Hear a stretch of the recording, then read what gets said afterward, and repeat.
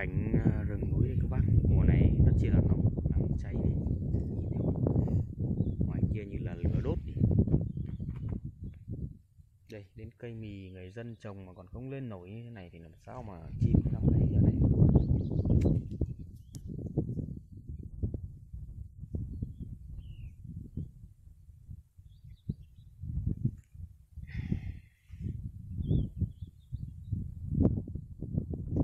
Cảnh yên bình nhất của năm này các bác.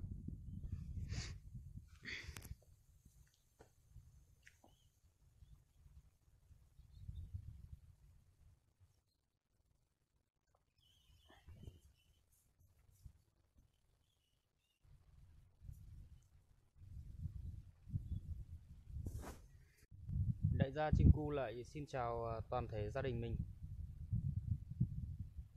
Thì anh em thấy đấy, cái công việc của em ấy, em là một người nông dân, em làm nương làm rẫy thôi. Nếu mà đúng ra cái lúc mà vào vụ ấy thì nếu lúc mà công việc của em nó vào vụ ấy, nó rộ lên ấy thì nó rất chi là tất bật. Nói chung là nó vô cùng mệt, mệt hơn những cái nghề nhà nước, công việc của nhà nước hoặc công việc văn phòng hoặc công việc linh tinh khác. Nhưng khi vụ mùa chưa được thu ấy mà nó vào cái giai đoạn giữa giữa rồi ấy, thì bắt đầu bọn em lại rất chi là nhàn. Mà các bác thấy đấy, như cụ thể đây, các bác thấy em hầu như ngày nào cũng đăng clip, ngày nào sáng nào em cũng đi đánh chim, chiều về tranh thủ việc ở nhà thôi, còn làm được việc gì thì làm, không làm được nữa, không có việc thì thôi ta lại ở nhà ta nghỉ, ngồi ở nhà chơi với vợ con cho nó cái tình cảm gia đình nó gắn kết lại ấy. Và cũng thông báo với anh em như thế này là cái công việc em đang làm ấy, là em đi đánh chim này về em bán ấy, là em bán con chim ra em lấy cái đồng tiền nó phù hợp với cái công sức mình bỏ ra.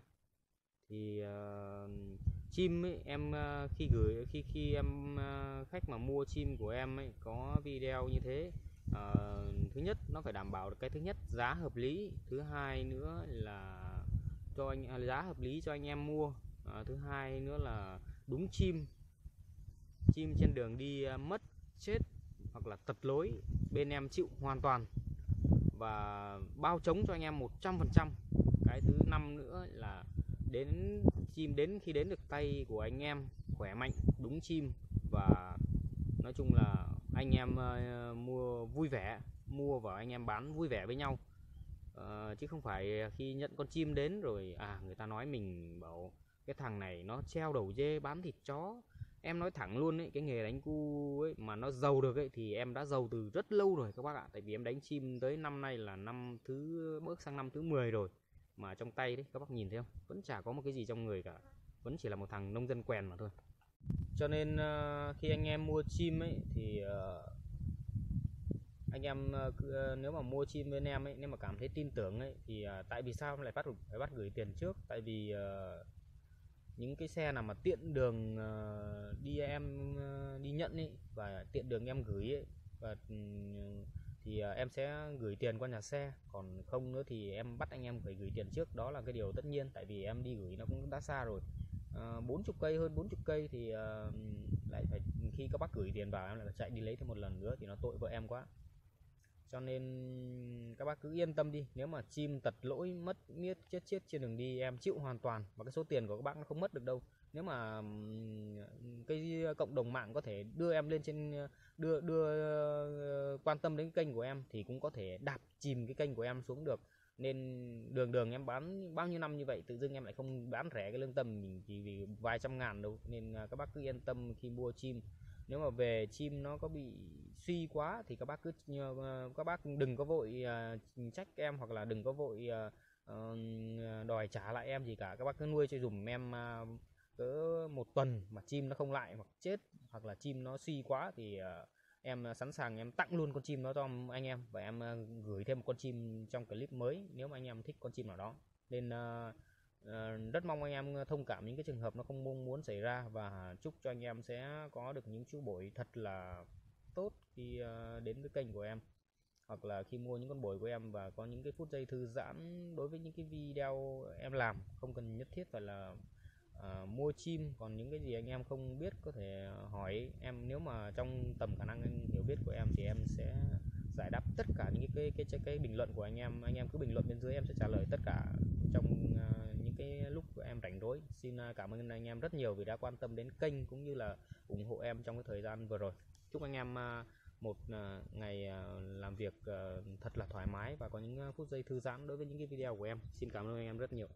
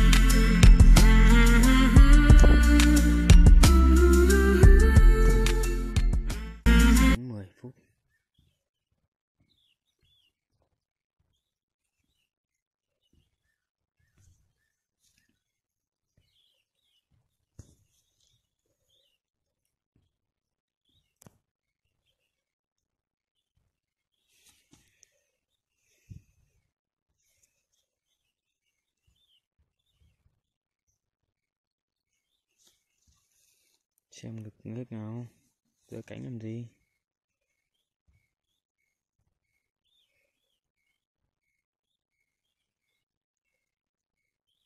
Rất hung hăng.